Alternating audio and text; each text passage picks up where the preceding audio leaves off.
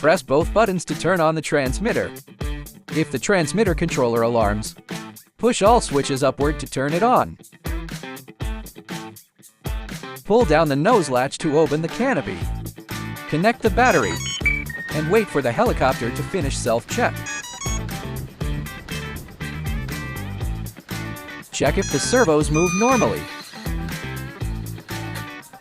Switch the mode to the GPS. Wait for it to search for satellites until the green light stays on.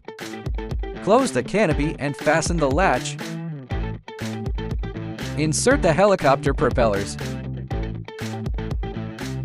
Hold the helicopter and rotate it in a full circle, ensuring the flight controller remains steadily lit green.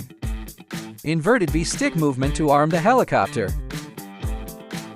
Release the sticks and turn the arm switch to run. Wait for the motors to finish spooling up. Push the left stick up to take off.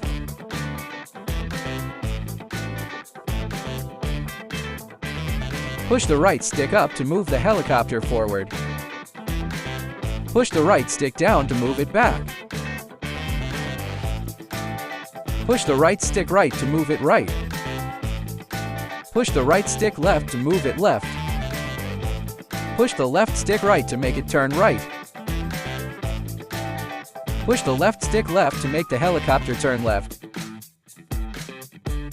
Pull down the left stick for helicopter landing. Once it's stationary, release the sticks and flip up the stop switch. Wait for the propellers to stop spinning. The helicopter has 3 flight sensitivities modes. Flight speed and angle differ with each mode. Toggle down the C-turn switch, and the helicopter gets roll assist when turning. This creates a simulated bank turn. Flip up the home switch. It will return to the takeoff point and land.